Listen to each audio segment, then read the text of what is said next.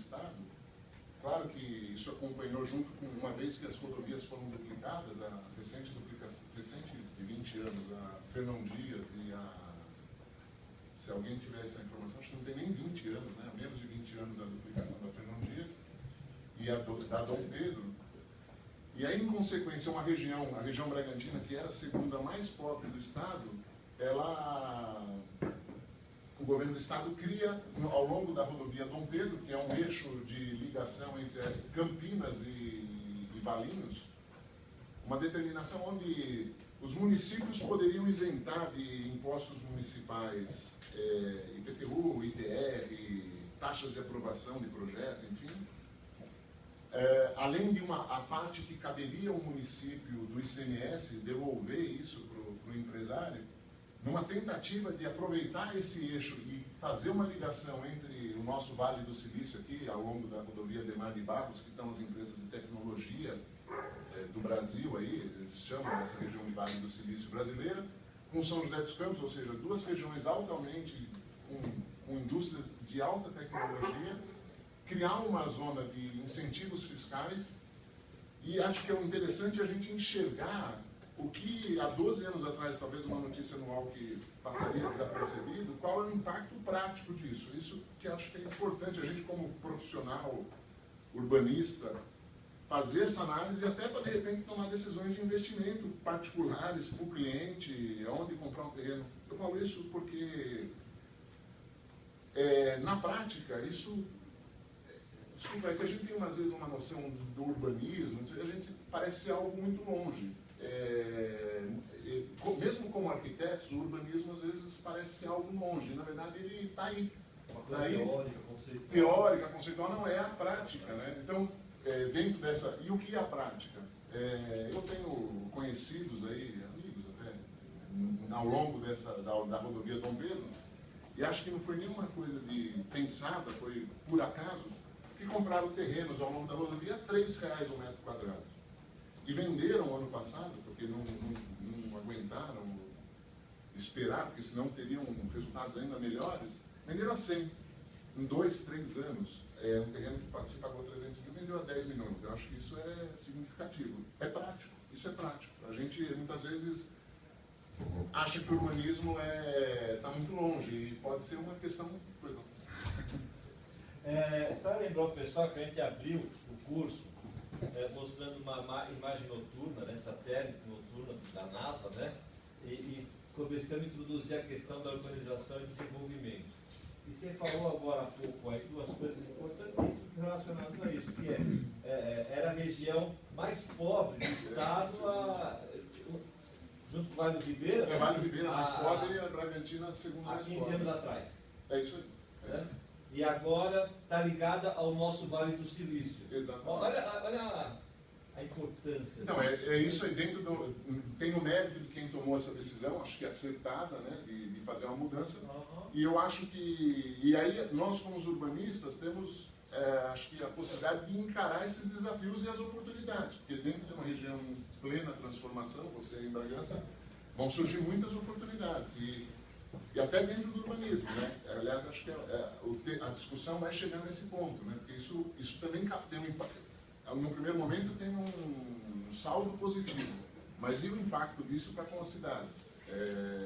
Esse, na verdade, é o tema que eu tenho debatido muito lá na região, lá, que eu acho que é o ponto que interessa para a gente, principalmente nós somos a região, acho que a qualidade de vida, você de Bragança, você deve ter percebido que, embora a Bragança tenha uma espécie de uma blindagem, né, aquela estradinha de alguma forma que não está linkada diretamente com a rodovia, mas já sofre também bastante o impacto aí, né, dessa transformação que vem acontecendo.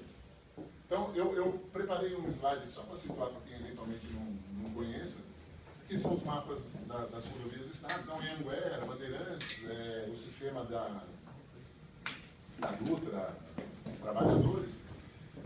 E o que acaba acontecendo é que essa rodovia cria uma ligação entre esses dois grandes polos. Você vê, uma coisa curiosa, hoje mesmo vindo para cá, e é muito comum, eu não lembrei, eu falei, eventualmente, porque o que acaba acontecendo, eles estão construindo o Rodoanel, né? Tem o Rodoanel aqui na beira de São Paulo, especificamente na região da Fernão Dias, vai ser muito ruim, porque vai passar encostado em São Paulo, né? Ele, diferente de outras cidades que ele está além, aqui ele está bem próximo da cidade, então acho que até o efeito de circulação aí, ele não vai ser muito eficiente, de alguma forma, para Fernão Dias, porque para nós lá, já chegou em São Paulo praticamente, né?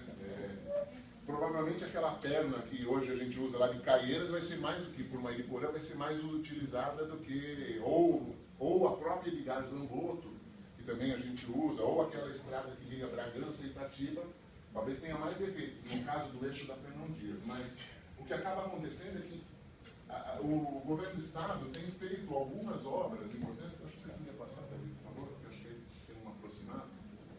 Algumas obras que acabam criando outros anéis viários para que essa demanda não concentre também só com o rodoanel. Isso é muito interessante de perceber.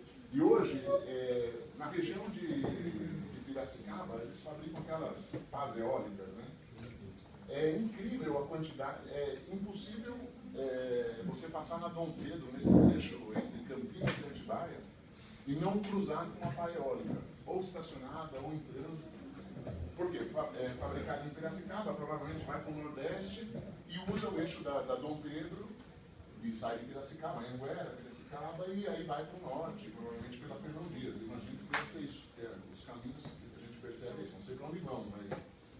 Então, você vê que na prática acaba funcionando, até a própria Dom Pedro, além de ter esse importante eixo de ligação, ela liga a Fernão Dias, que é uma coisa bem importante, liga São Paulo a Belo Horizonte. Então tem a sua importância, além de ser simplesmente uma ligação. Ela acaba também funcionando como uma espécie de rodoanel viário, um pouco mais longe, mas até mais eficiente, como o nosso aqui para cá, né? Então, falta pouco tempo para a nossa palavra. Tanto que o pessoal do interior que vai para a praia é a rota do interior para o litoral. Exatamente, exatamente. Não passa mais pela... Exatamente, a Anhanguera, exatamente, o litoral norte é a Dom Pedro. Tanto que de sexta-feira, não de sexta-feira, em horários, em muitos horários a rodovia já tem característica de avenida, de tão intenso o tráfego. E a tendência é isso aumentar, porque aí eu quero entrar nessa questão do processo industrial que foi desencadeado e as transformações que estão surgindo. E talvez, acho que aí é para vocês as possíveis soluções, possíveis propostas para minimizar esses impactos. Então, me perdi. O eixo da rodovia Dom Pedro é esse aqui, e ele tem vamos segmentar ele em 3 espaços que eu acho que é importante. Tem essa região aqui das represas, que aí por questões ambientais que é de importância, essas represas estão interligadas com o sistema Cantareira, ou seja, eu não sei se as pessoas que são de São Paulo têm essa percepção que é muito perto. A gente que é de lá, é mais fácil ir para Atibaia do que ir para a Zona Leste. Embora a gente passe às vezes pela Zona Leste. Você falou essa questão da proximidade, dependendo do lugar onde está, eu moro perto da rodovia. Eu vou a Campinas no cinema em 40 minutos. Alguns deslocamentos em São Paulo demoram muito mais que isso, né? Às vezes ir na Faria Lima demora muito mais que isso. Então, essa percepção é interessante. Interessante que aquela especulação, isso que o Davi havia comentado no começo, de fato São Paulo passa por um processo de crescimento, adensamento, e as indústrias que estavam em áreas, por exemplo, na Zona Leste, Aricanduva, eu tenho clientes lá que estavam na Aricanduva, pressionados pela especulação, Avenida Aricanduva, pressionados pela especulação imobiliária, buscaram um terreno em Atibaia, pagaram, até porque se anteciparam, foram pioneiros aí, pagaram banana no terreno, construíram a sua fábrica através de financiamento, tudo, venderam o terreno, se recapitalizaram com sobra, muitas vezes, o terreno aqui. Outra coisa que tem expulsado aí também é a questão de sindicatos. Os sindicatos estão muito organizados, uma pressão muito forte. É muito difícil para um empresário, de alguma forma. Estou falando de empresa com trabalho escravo, empresa com isso 14.001, não sei o quê, foge por causa do sindicato, do ABC, por causa da ação do sindicato, essas coisas. Então, assim, é uma visão... É uma realidade, né? O empresário considera isso. E aí, por que essa região? Também tem uma questão de preço. A princípio, normalmente as escolhas são assim, Alphaville. Alphaville tem lá o seu complexo industrial, tudo, mas tem um preço de R$1.000 o metro quadrado. Não não tenho exatamente o número, mas em torno de R$1.000 é um valor de referência aí, o metro quadrado para um terreno. Aí o cara vai para Jundiaí, que também tem um polo de Itupeva, que é um outro eixo de Sorocaba, tudo vai custar próximo de R$650. Em Atibaia, né, nesse eixo da Dom Pedro, pode custar muito menos, pode custar 50, 100, 150 um terreno terraplanado. Então, o empresário está fazendo conta. Né? Além dos incentivos fiscais. Além dos incentivos fiscais. Então, dentro dessa questão de incentivo fiscal, eu vou avançar mostrando algumas imagens. É interessante perceber, por exemplo, existem condomínios empresariais que as empresas muitas vezes... Eu havia falado, depois eu fiz a conta direito, não é uma empresa que aluga R$4.000 no Wagner Morim, lá no Céia, que gasta R$20 por metro quadrado, R$15, dependendo, né? Não é 80 mil, R$800 mil de locação. E o imposto, essa devolução do imposto, muitas vezes paga essa... É maior, é R$1 milhão de devolução do imposto, porque muitas empresas dessas têm alto valor agregado, tem um faturamento alto. Então, mas o que é importante? O eixo da rodovia Dom Pedro, eu acho que a gente poderia segregar assim. Essa região das represas aqui, até por questão topográfica, porque de fato é uma região muito montanhosa e por exigências de CETESB, é importante dizer que, paralelo à rodovia Dom Pedro, corre o rio Atibaia, que é um rio importante, liga com o rio Piracicaba, deságua no rio Piracicaba, então tem uma série de restrições. Então, indústrias químicas, indústrias com essa característica de poluir, que podem ser fontes poluidoras e que podem prejudicar essa questão dos aquíferos, não são permitidas ao longo desse eixo.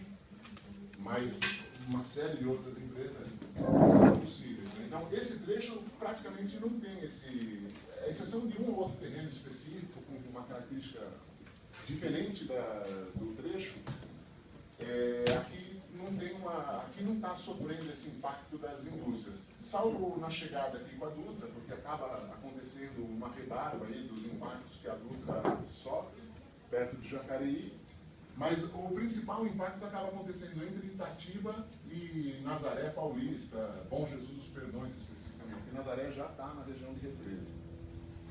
E aí que aconteceu que com essa isenção de impostos, alguns municípios uma das exigências é que eles não tivessem dívida com o Estado, com a União, para poder gerar esse crédito. E aí, Atibaia foi a cidade que largou na frente, tinha uma condição fiscal melhor e que iniciou esse processo. Então, o que eu fiz, pode passar ali, por favor, acho que tem mais uma imagem do mapa, e mais aproximada ainda. Pode passar mais uma. O que eu fiz, então, para a gente conseguir entender, e eu acho que é interessante isso, porque é um exercício que todo mundo pode fazer dentro da sua região, do trabalho de vocês, eu acho que dá para, de repente, tentar extrair uma percepção.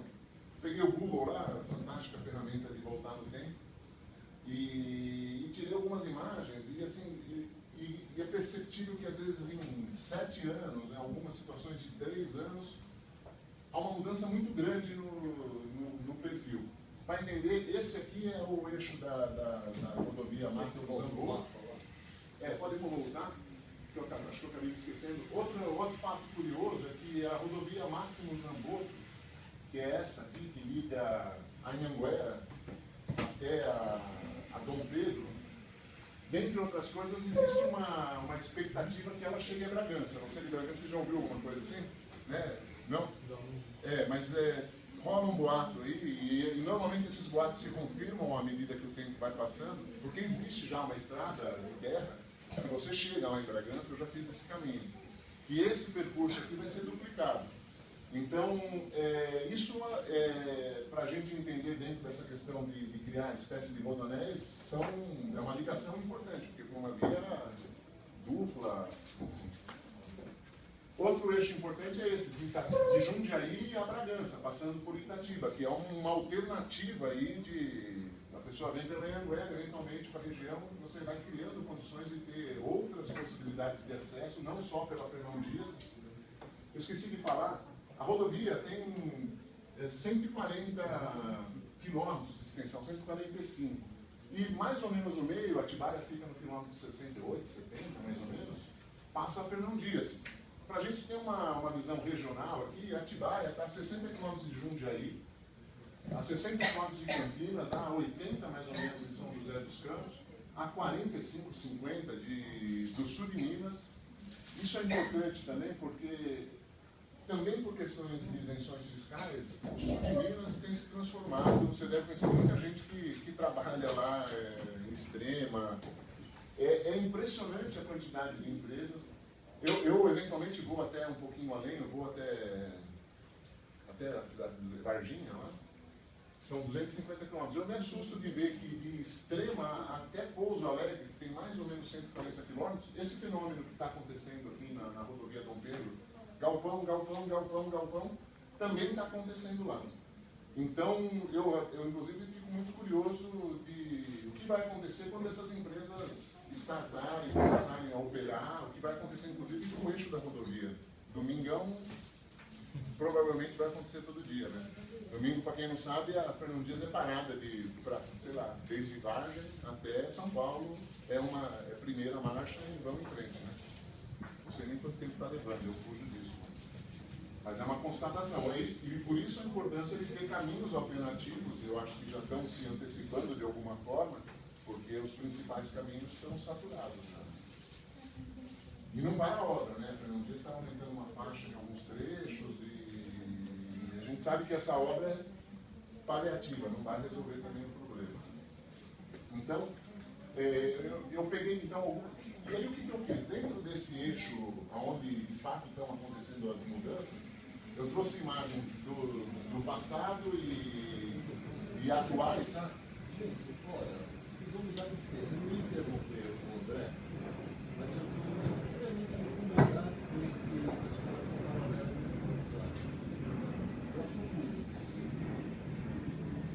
Na próxima não vai ser uma conversa simples. Eu vou convidar você a sair da sala. Desculpa, André.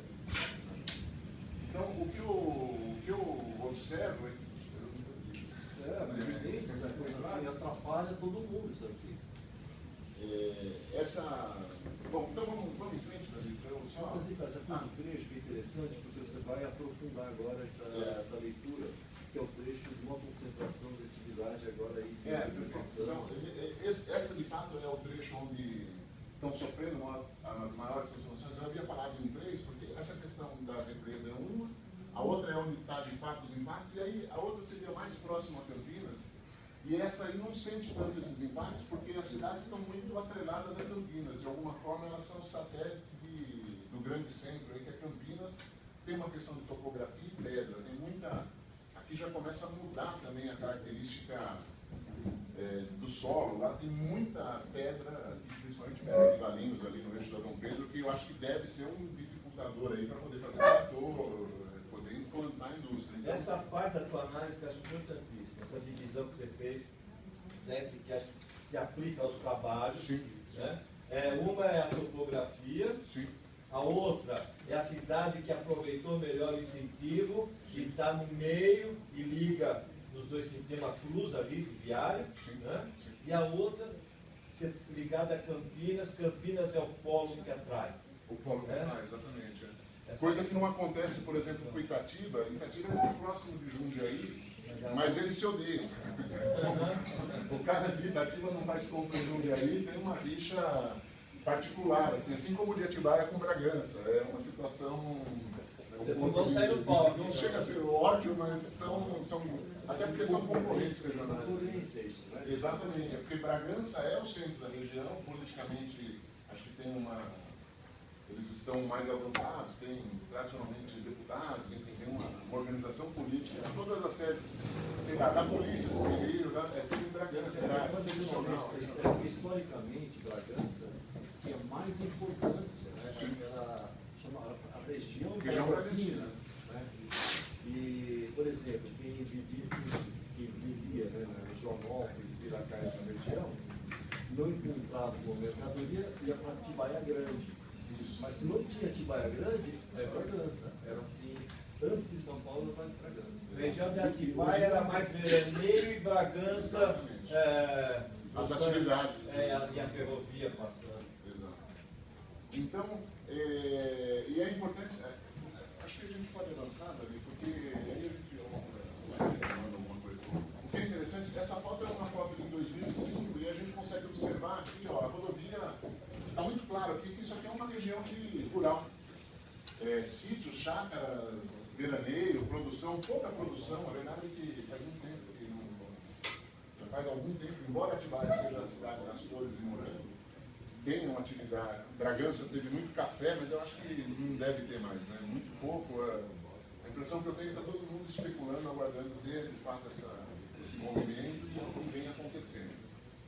Ó, aqui existe um centro empresarial, que é o Brasília Business Park. Provavelmente no trabalho de vocês andaram com rodovia, não só desse eixo, tem lá propaganda. Venha, compare maçã com maçã, eu tenho visto aí na Anguera, em todo lugar ele divulga isso aí.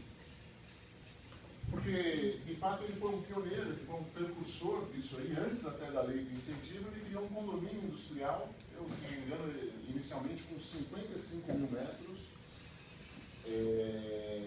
ou seja, nada de enorme, espetacular.